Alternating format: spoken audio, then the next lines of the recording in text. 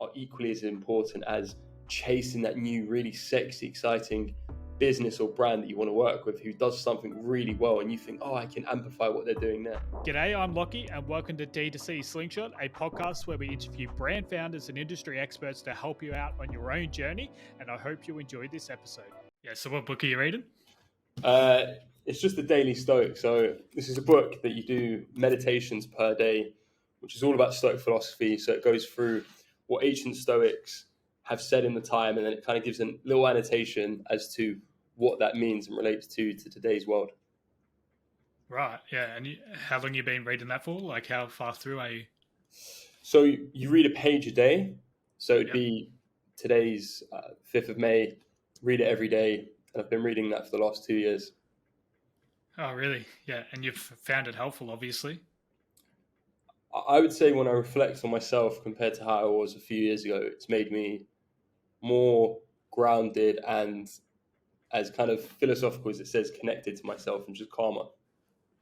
Yeah, I find that helps, just reflection throughout the day. Like just get up and walk away from the computer. Maybe like a graphic isn't uploading to Facebook how you wanted it to or whatever. Just stepping away for like even 5 minutes can make a world of difference. Just do some breathing or whatever. Like sometimes just sitting in front of your computer, like people think you just do nothing all day, but you do find yourself in stressful situations, and then you find yourself like breathing heavily or whatever, and then just taking a step away to just realize what's going on around the world. Maybe even just looking around at your room and it's like nothing else is going on right now. I'm okay. And I think on that, most situations aren't even half as big or bad as we think they are. Most of it is what we think in our head, and as you said, going away, taking some time to take a deep breath and actually thinking, this isn't that serious. Yeah, and like even with like clients coming to you at like 7 o'clock at night or whatever, most of those situations can be solved in the morning, but you end up like stressing about it overnight. But like in reality, nobody even respects a reply at 7 o'clock at night. Yeah, that's it. And it's also respecting yourself and those time boundaries. Yeah, so talking about time boundaries, obviously you're doing a lot of travel while managing your agency at the moment. Can you tell us a bit about what you've done over the last 6 months, how you've been able to manage your agency while traveling abroad? So I've been really fortunate to visit amazing countries like your homeland, Australia, New Zealand, a few countries in Asia. And overall, I would say there's a bit of a misconception between being nomadic, going abroad, and traveling. And if you really want to respect your business and respect the people who pay you monthly to do work for them, then you have to put in the time. So it's been amazing. I've seen the most incredible things and places that I could ever imagine, and places that I've dreamt of going to years ago. And the plan was to actually go traveling in April 2020. Obviously, COVID happened, so that had to be delayed and then delayed again. And then the plan was to just say, hey, let's just go. So overall, the things that I've seen have been amazing and places that I'll never forget. I would say that managing a business and working abroad does come with massive challenges. For instance, most of our clients are based in the UK and the States.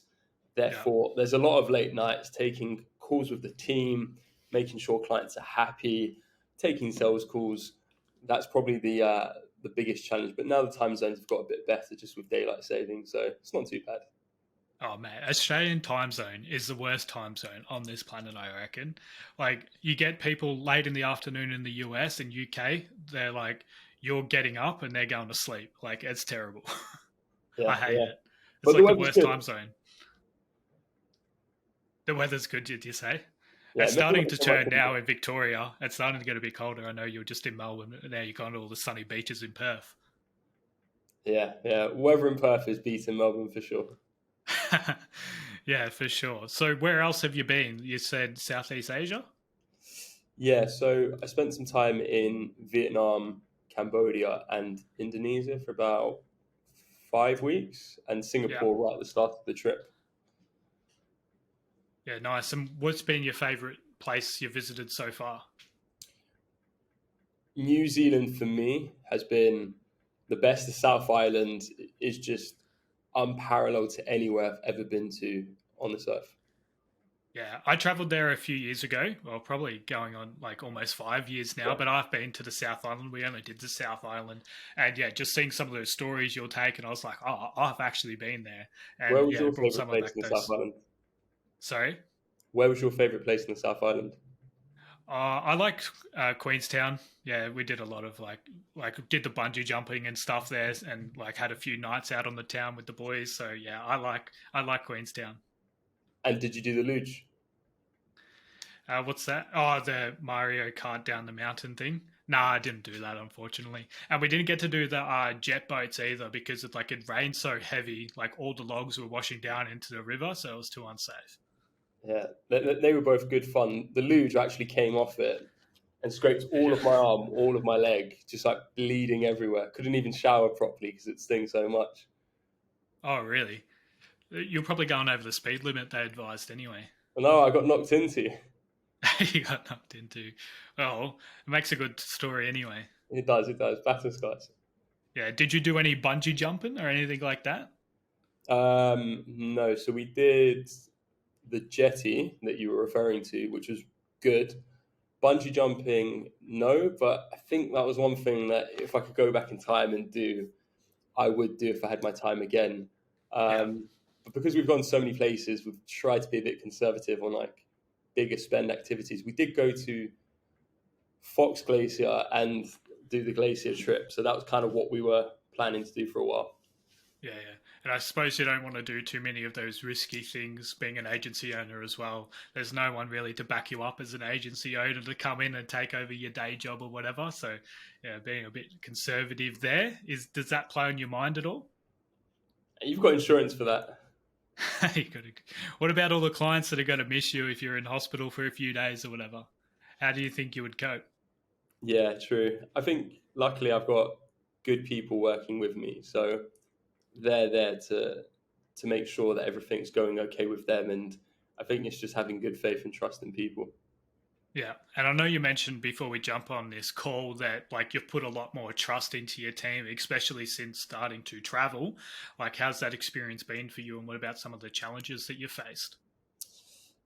For me, and this is something that I mentioned, I think you do really well yourself with your business and client retention, is communication. I think I've been criminal at times for not being as communicative with people and just making sure that they're okay with everything, and if there's anything that I can do to further help them and their relationship and their progress is key, because it's very easy to think that someone's okay mentally and then just kind of giving a bit of space. And it's just knowing when you're trying to be a leader and a business owner how much you should give on to people, and equally when you should go in and think of how they're doing altogether. Yeah, communication's a massive part of why I've been able to keep clients for over 2 years. It's just pretty much like while they're not like asking questions and stuff like that, we're still sending them a weekly update, a monthly report, any articles that we find interesting that might help them out, or any graphic design work or changes we're making on the ad account. We'll send that over to the client so they know like we have their best interests at heart and we're actually working towards their goals that they provided us as well. Like it's a partnership, right? So you got to be in it together, and like an agency can't succeed without the founder, and the founder can't really succeed without the agency putting in the work either. That's how I see it. Yeah, I think you've smashed it and nailed it on that point. Yeah. Cool. So, how about some of the other challenges that you faced traveling abroad while managing your agency? I'd say first and foremost is the element of communicating with your team. With Slack, you have the benefit of scheduling messages there, which is great. On top of that, I don't think there's anything else that is really a challenge. I think there's the challenge of being able to dedicate time at a specific block. So I do a lot of my work in the evenings, and if you listen to anyone like Andrew Huberman, he will tell you that working in the evenings is not as productive as working in the morning. So what I try to tend to do, depending on what I've got on during the day, is to get a good focus work block on in the morning where I can really work on something intensely that doesn't require other people. And then anything that's based on just making sure people are okay and working with people, I'll do in the block in the evening. So I think the challenge is just managing the time zones as well. If I was to say the biggest challenge, there's been times where I've been going to bed at 3, 4, up to 5 o'clock in the morning, Yeah. working on stuff. And I just, upon reflection, just realized that you can't do your best work at that time. Yeah, I used to think that like I couldn't go to the gym in the mornings, and I like after 4 p.m. no work done. Like I can't do it. But now I'm like, no, get up at 5 a.m., go to the gym and smash out 3 hours of work before anybody even like thinks of opening their laptop or computer at 9 a.m. Like it's pretty much on a daily basis. I've just completed 3 hours of work, and then I'll start receiving those Slack messages, which starts getting you distracted, handling client questions and stuff like that. I find that focus period in the morning to be really helpful, and I've sort of changed that over the last 6 months to a year and really dialed in that habit. And I think like the main reason I did it was to play golf in the afternoon, so I had that time slot free. But now, like, I will get up and go to work because I feel like it's so much more productive to get stuff done in the morning, and then you can sort of just plan out your day from there. So for you there, then, you mentioned 6 months to 12 months ago that changed. What do you think was kind of the mindset shift bar golf? Because golf is the outcome that you want, but what was the thing that you said, actually, I need to make this change? Because it's, you can wake up at 5 o'clock in the morning for a few days and say, yeah, but you've been disciplined to do that. Yeah, so my girlfriend's actually a teacher and she wanted to go to the gym, but she's too tired to go to gym after work. So she was actually going in the morning, and my fat lazy ass was staying in bed to 7:30, 8 o'clock when she got home, and I started feeling guilty. And then I also wanted to play golf in the afternoons as well. So I was like, well, I already get woken up at 5 o'clock in the morning. Why don't I just get my lazy ass out of bed? So she got me started, but now I find the roles have reversed, and I sort of motivate her to get out of bed now. That's what balance is. Yeah. So yeah, definitely need a good partner next to you in bed. Yeah, cool. So, what about a typical day in the life for you? So, you just run through, obviously, you get a focus block done in the morning, and then maybe you go do some experience during the day while you're traveling, or and then go back to work at night, or how does that look? Yeah, that's pretty much spot on. So I would say I don't wake up half as early as you do, probably at around 8 o'clock, but I go to bed later just managing stuff in the UK. So Yeah. typically get up at around 8, 8:30. I will then do something in the morning. So just think of something that I need to work on to build the business in the long run. And then after that, I'll look to go grab a coffee.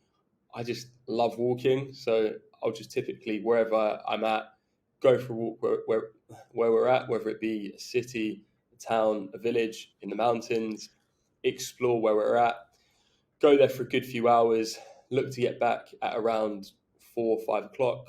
From there, look to focus on what needs to be done for the business in a day-to-day capacity. So I break my time into client activities, so the fulfillment team, and then on the other side, the sales and growth team. So making sure everyone in both branches is okay, figuring out what needs to be done there.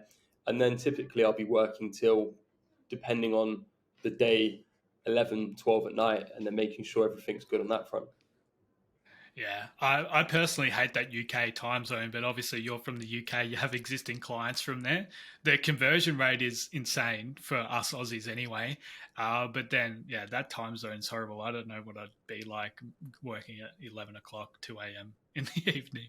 It is brutal. And one thing I've had to value over everything else is my sleep. So what I realized is there were times where I was going to bed late and it just wasn't sustainable to sleep for 5 hours a day. And you know, when you've woken up from a night out with the boys and like you've kind of got like a beer head and you can just feel your head just feels heavy and you know you're not going to get much done that day. That's how I felt, even without drinking, most days waking up.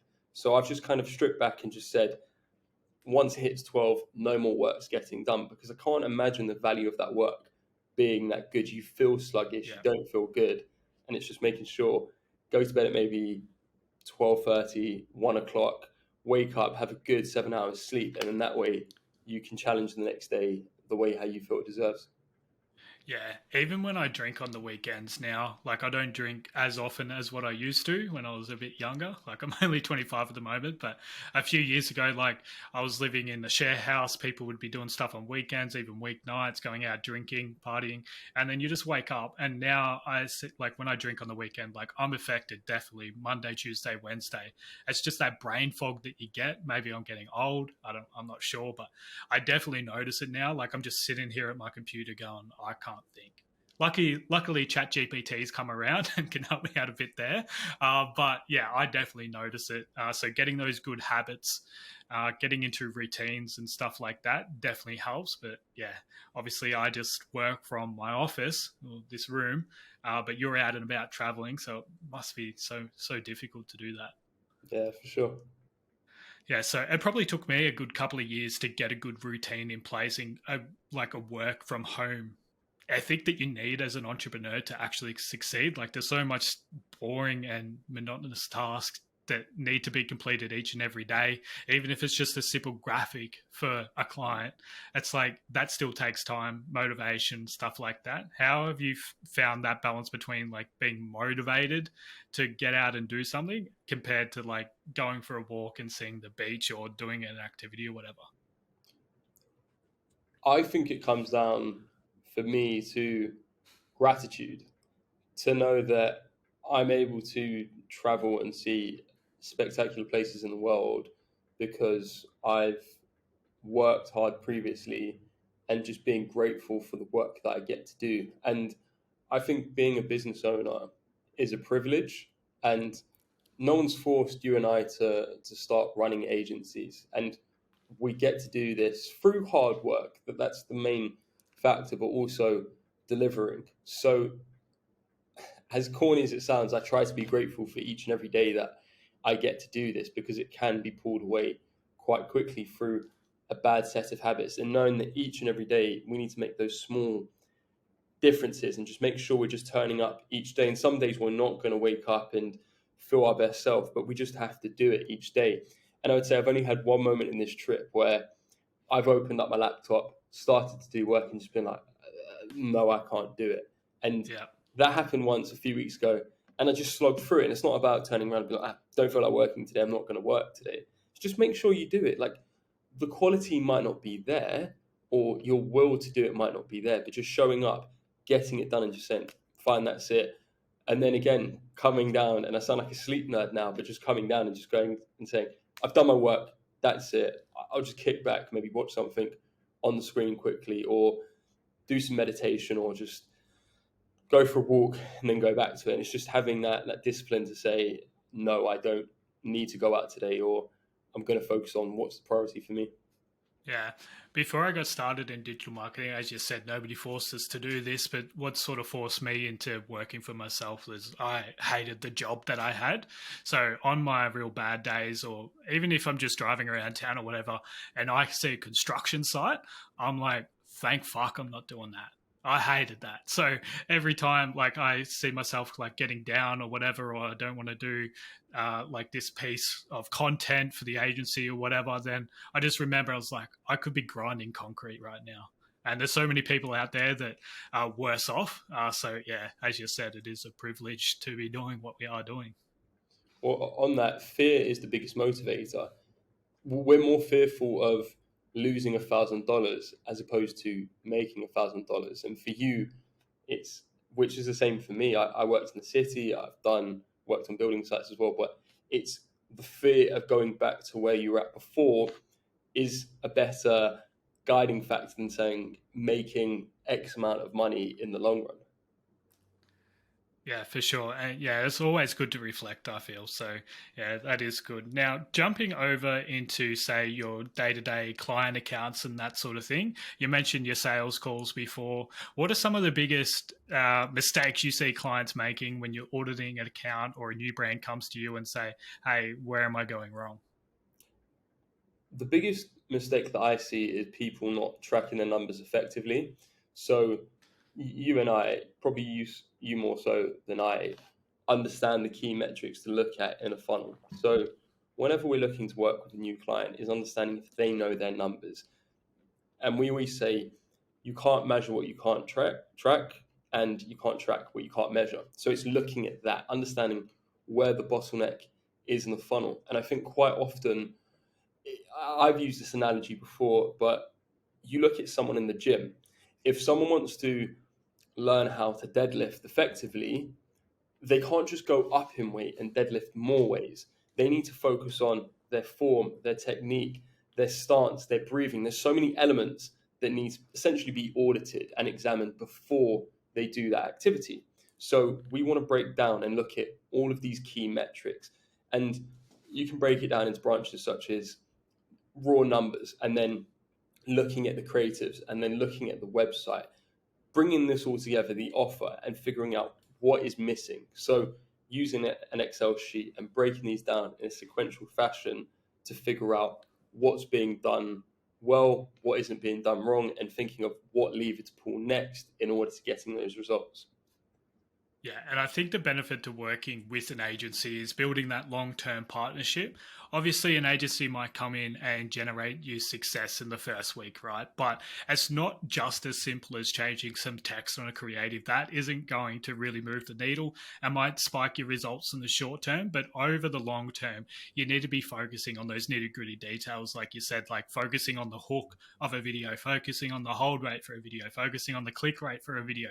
Like most people wouldn't even take it to step 2, right? So yeah, breaking down those numbers, actually understanding your numbers and being able to analyze where the funnel is breaking down. Yeah, I definitely agree with that.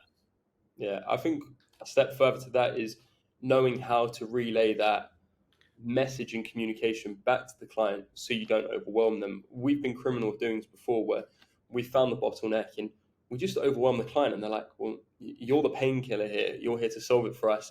And it's saying to them, okay, we've examined A, B, and C problems, and this is how we're going to fix it for you, and we just need this little bit of input from you to make it happen. And they just turn around and love you for it. Yeah, I've probably been guilty of that as well. Like we audit, say, a website and the conversion rate's like a 1.2%, and we give them all these ideas, but that isn't going to happen overnight. That's going to take 6-12 months to even fix, right? It's like websites, I swear they always get delayed, those projects, but like just going to the clients with some problems, but then also trying to provide solutions is as well, is definitely beneficial. Yeah, for sure, for sure. Yeah, cool. So, what about some of the unexpected experience or benefits you've had while traveling and running an agency? Oh, that's a really good question. Like, what's been the worst bit that you didn't expect? Of running an agency. Oh, of traveling and running an agency, yeah.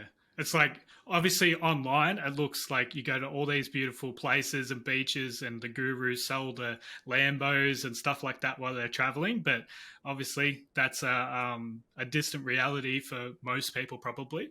But you're in a fortunate position where you're actually traveling and running an agency. So, yeah, what are some of those like reality versus sort of the expectation?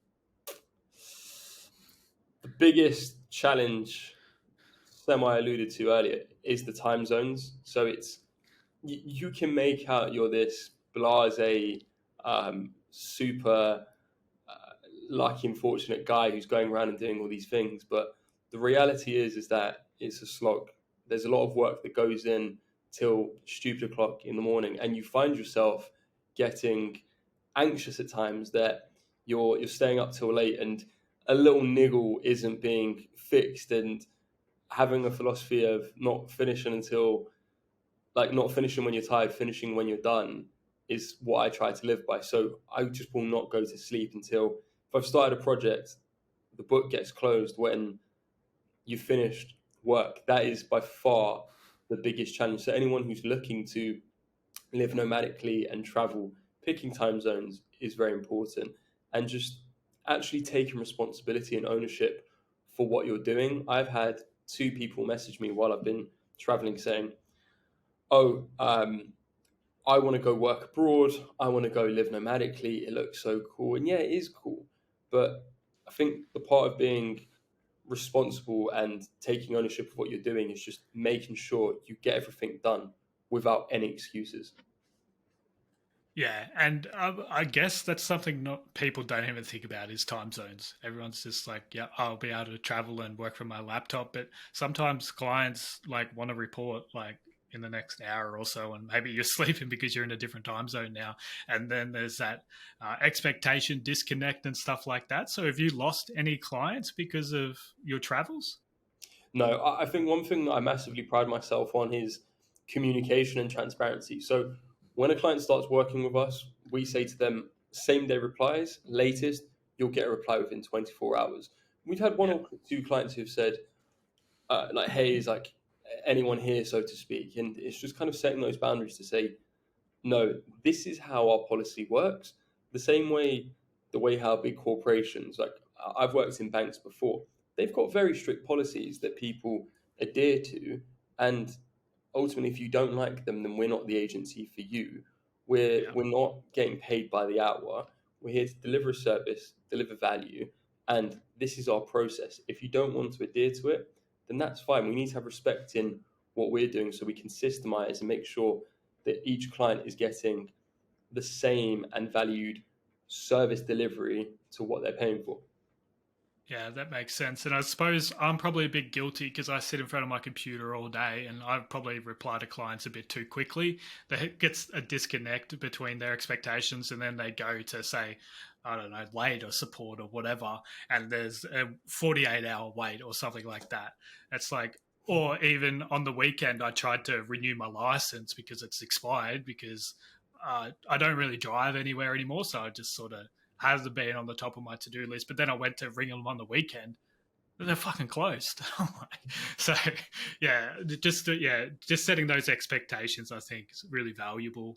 And yeah, I think that would help client retention as well, which is something I know you're focusing on.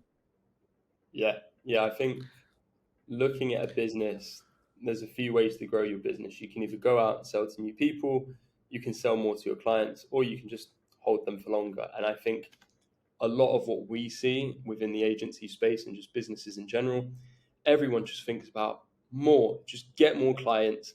But you could literally make the same amount of money if you double the value of the client that you have, or you double the time that you've held or are holding that client for. And I think that's really, really important to learn. And I think maturity in business is learning that those other KPIs, those other metrics are equally as important as chasing that new, really sexy, exciting business or brand that you want to work with who does something really well and you think, oh, I can amplify what they're doing there. Yeah, I think, yeah, I'm definitely guilty of putting a lot more emphasis on retention rather than trying to attract new clients because there's so much noise in the market now, especially compared to when you and I started. Like it was easy to sign clients. You could go to a business and say, oh, you don't have the Facebook pixel installed, pay me X amount and we'll get this shit up and running. And it used to be easy to sign clients, but now a lot of brands have been burnt in the past. So once you do get a client on board, it's extremely important that you deliver good results and yeah, just hold them long term to increase that client value. The streets will never forget how easy it was to audit an account. You'd go on someone's website and say, oh, well, you haven't got a pixel and a pixel is this. Like everyone and their mum knows what a pixel is now. Yeah, yeah. So yeah, that used to be the dream, and I wish I had the work ethic I have now. Back then, I'd be so much richer for Yeah, sure. but you were waking up at 10 o'clock and you were drinking in the week. So, hey, you got to enjoy life. Yeah, true, true, true. Yeah, cool. So, what about somebody like managing client results? So obviously you're traveling. Did like clients just look at you and say, "Hey, maybe he's not working as much," or the clients just happy with the value that your service provides, and that's why they're staying on?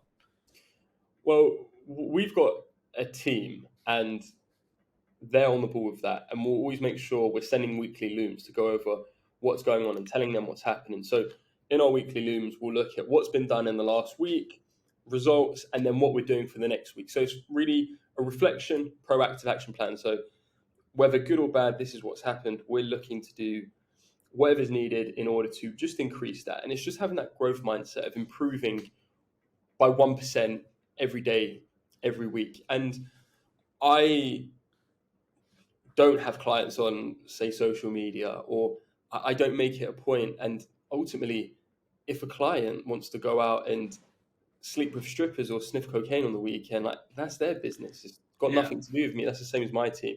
So whatever I do with my time is no one's business bar my own. That's kind of my thinking. Yeah, yeah, nice. I like that. So, yeah, obviously clients can go away. Like I just had a client go to Japan, didn't even know. And I was like, cool, everything's getting done. I didn't need anything from you. You didn't need like any questions answered from me. So, yeah, it's all good. And yeah, I guess Yeah. it comes back to setting those expectations and yeah, just being open and transparent, I guess. Yeah. I mean, I've had no clients. I had a client about a year ago that we were working with, and he said, "Oh, if you move to Australia, then I wouldn't work with an agency there." Now he lives in Bali, and I just think at the end of the day, I've set up to run my own business, so ultimately I don't need to be questioned or adhere to anyone. As long as we're doing our job, Yeah. then I think they're setting that expectation, respect, and boundary that no matter what I do in my personal life, as long as it doesn't affect your business, it's none of their business. And equally, vice versa, it's the same. Yeah, I think delivering on promises that you make and delivering exceptional results, nobody's going to have an issue. They're paying you to provide a valuable service, and if that's what you're delivering, then yeah, everyone's going to be happy.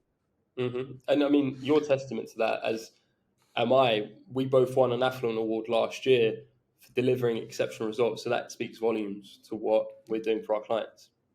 Yeah, yeah, for sure.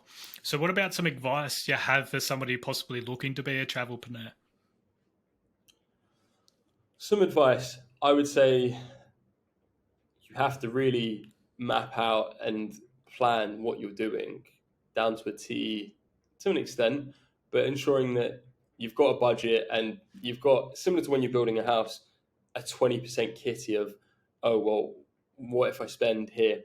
I think trying to have a work life balance is far more important when you're traveling, and maybe setting your expectations of maybe I'm not going to work as many hours on what I'm looking for. So I don't know, say you're a travelpreneur, as they call it. Don't personally like the term, but hey, if you've got 5 clients, being reasonable with expectations, like realistically, you're not going to grow your business by 3x in the next year if Yeah, you're traveling and you haven't got processes in place. And I think having the trust in people to make sure you've delegated certain responsibilities effectively is key to the success of how you want to travel. So just there's a concept called the Tocqueville paradox, and it looks at where expectations meet reality. And quite often, the expectations we have are up here and reality is here. And it's just making sure there's that equilibrium between the two. And that's where you're in that happy medium. yeah, cool. Terrific advice. I think, yeah, expectations, it comes to like it's the underlying factor to everything. Like if you think you're going to go travel the world and grow your business by $1 million a year or whatever, it's probably unlikely, or $1 million a month. Yeah, it's unlikely. And yeah, obviously you're traveling to create that work-life balance rather than say, for me, just sitting in this room and grinding all day.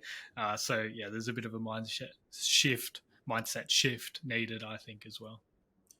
An easy way to look at it is like analogies in the gym and fitness. Realistically, if you're it's coming into winter, most guys are looking to bulk up. It's very hard to bulk up and have abs at the same time. So it's figuring out what you're looking to have in the short term. Everyone wants to ideally have the best body, make the most amount of money, see as many places they can, go to and eat at wherever they can, and ultimately I think you just need to look at where you need to compromise and where things aren't going to grow as much in that short term, and just actually accepting and being grateful for Yeah. what's happening that is going well. Because it's easy to look at, oh, I'm not doing enough here, or I haven't got enough here, and just actually saying, well, I have enough here. Yeah, I suppose that comes back to what you were saying earlier. And like something that comes to my head is just like, look at the richest man in the world, Elon Musk, right? He doesn't have the perfect body because he's sitting in his room grinding. And obviously, you set that expectations. He's not going to be the fittest bloke going around, but his back pocket's going to be the fattest in the world. So, There we are. Yeah. I don't know if you saw those pictures circulating around online. Did you? Of what? Of Elon Musk at the beach or something like that, or maybe it was Jeff Bezos. It was one of them, and everyone was like, "Oh, he looks like a wrinkly old turtle." Uh, well, it definitely wasn't Jeff Bezos because that guy looks Yeah, like he's been working on it, hasn't he? a little stallion. He's been taking some Yeah. TRT and all of that good stuff. I haven't seen the interview. I'll go find the photo and I'll send it to you after. Okay, all right. I look Yeah. forward to it. Obviously, speaking of Elon Musk and open AI and AIs and stuff like that, he was involved in it, and it's sort of taken the world by storm at the moment, especially the marketing space. I think that's almost been the industry that's been most heavily affected at the moment. Like I speak to some of my friends and they haven't even signed into ChatGPT yet. So like, how have you seen that trend, and like, how do you see that moving over, say, the next 3 to 5 years? That's a really interesting question. So we've taken to question without notice. Sorry. we've taken to ChatGPT like a duck to water. Like I remember we got on ChatGPT back in November, and it was at the point where loads of people couldn't sign into it. And I remember I showed the team, and they're like they were mind blown. And I think that there was something really interesting that I read the other day that said the founder of AI said that he wishes he never created it, which was a really interesting paradox to think about. He just resigned. That's it. So I think AI could be the biggest curse of society if used poorly. And there's loads of talks about how there could be an arms race for AI and how to use it to destroy other countries and whatever. And that's kind of like a conversation, I think, way past my knowledge and pay grade. I think overall, it is really a case of creative destruction. So the people who don't adapt to AI and technology will be left behind. And the businesses, agencies that have a first mover advantage and really look to adopt it and utilize it will be the ones who will benefit in the long run. We're using it in near enough everything we're doing. We put ad copy into ChatGPT and say, hey, give us 3 variations of this. Or we look at a landing page and we look to find the competitors of said business and pull that in together. So for me, this is the unfair advantage that most businesses have in the next 3 to 5 years. And there's always a wave of what's coming along and figuring out how that can be used to really streamline and get the best results for businesses. So I'm very pro it. I don't know all of the negatives and disadvantages as to what it can bring. So I think you need to ride out what you can where you have that advantage, or else the top movers in your industry are just going to use it and you're going to get left behind. Yeah, I think at the moment, until it gets banned, it's something that you have to use. And I think it's like not even 10% of internet users have logged on to ChatGPT yet. So it's very, very early. And like, if you're not using it as a brand owner or an agency owner at the moment, and you haven't even just spent an hour just asking ChatGPT questions, you're losing out, because we're using it every single day. You're using it every single day. A lot of other agencies and e-commerce brands are using it every single day, even for like SEO, blogs, product descriptions, everything like that. Even if you're having a down day, like we were saying before, you can go to ChatGPT and start like just generating inspiration from the ideas that ChatGPT gives you. So yeah, I think it's something that we need to use until it gets banned or it takes over the world and kills us all. Well, ChatGPT is just scratching the surface. Like there's all of the reports of like ChatGPT 3 compared to 4 and how ChatGPT 4 will pass a bar exam better than ChatGPT 3. But then you've got Auto GPT, and then all of these other tools that can code and create Python scripts for you and can create calculations. And I even saw a video the other day. It was from Jordan Platton, where he essentially wrote personalized lines just through the software. So ChatGPT, it's great for questions and answers, and it's basically a condensed version of Google that will iterate and work on all the questions you might be searching for. But then you look at all of the other tools out there, which I don't even know the full effects of. I probably know 0.1% of the tools out there. So if you spent a good day researching and figuring out what could be leveraged, I've had my mind blown so many times since November. Yeah, yeah. I keep seeing Twitter threads like these are 1001 AIs you aren't using yet. So yeah, they're just coming out left, right, and center, and yeah, you definitely can't keep up. But yeah, I think it's worth definitely spending a day just researching, playing around. Yeah, it's just going to blow your mind, and you obviously got to put that into action straight away once you see the power of it. Nice. Yeah, cool. Yeah, I don't really have anything else on the shed at the moment. Yeah, have you had any questions come to your head? I guess one question to you is kind of what we alluded to. What made you want to start more short form content, and what's given you the inspiration for doing these podcast style talks? Yeah, so short form content, obviously, I've seen people going viral on TikTok and stuff like that. So, yeah, just getting on that bandwagon and leveraging it, I think super important to once a new platform comes up and you see people generating success and you can replicate that yourself, even though I haven't gone viral yet, but just learning about it. Just learning about it and trying to take advantage of these new platforms. Like TikTok might be banned next month, who fucking knows? So just leveraging like new technologies while you can, or a platform that's hot while you can, and trying new marketing strategies, because obviously email, people are getting spammed. Like you speak to e-commerce owners on calls and they go, yeah, I get 10 a day, I get 20 a day, and it's all the same. So just trying to differentiate myself and getting my face out there, my personality out there, to try to connect with business owners and other agency owners, just so they can get a bit more understanding and hopefully stand out from the crowd a bit, because 95% of people aren't doing this sort of content. And the podcast has probably stemmed from the lazy in me as well. Like I could just sit here and have a conversation with you for an hour and get 15 clips out of it or whatever. So yeah, but I find like long form, like I consume long form and podcasts myself. So it's like, why not do it? And then my content output's going to be better and better again as well. Because I wasn't seeing much traction, just me talking to a screen.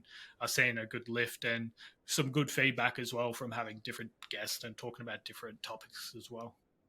And I think that's one thing we're kind of taught to a higher level, that we're always looking for that unfair advantage. So how we differentiate ourselves in the market. And as you said, everyone is used to the red ocean tactic. Like, how many times do we hear that to send a good email you have to say quick question, name? Like, everyone knows that outreach strategy. Like, I can go through my email now and find 5 emails a week at least where it says quick question, Joe, and then I'm like, I'm not even going to read it now because it's so saturated. And I think the real tacticians, the real strategists are thinking of how do they create that blue ocean attractive model to get people in and show that they're different and a unique mechanism. Yeah, I think I look at all the successful businesses or agencies that are doing better than me at the moment, and they sort of all have that social media presence. And their founder is usually speaking to the screen, or at least showing off their team, like short form content and building that relationship with their audience. So, yeah, I can't just go out and sign clients like I used to with the Loom video telling them they don't even have a pixel installed on their website. That doesn't work anymore. So, being able to pivot within the business, yeah, I think it's pretty important. Yeah, that new mechanism. Yeah, so the podcast is going well. I haven't started uploading the long form yet, but maybe we'll start doing that as well. Not sure about how to go about it, but yeah, the short form is doing pretty well at the moment, I feel, and getting a bunch of good feedback from it. So. Well, there you have it. Unfortunately, this is the end of the episode, but if you're looking for more, be sure to find more episodes on the platform you're viewing on, or head over to Instagram to find tons of valuable clips.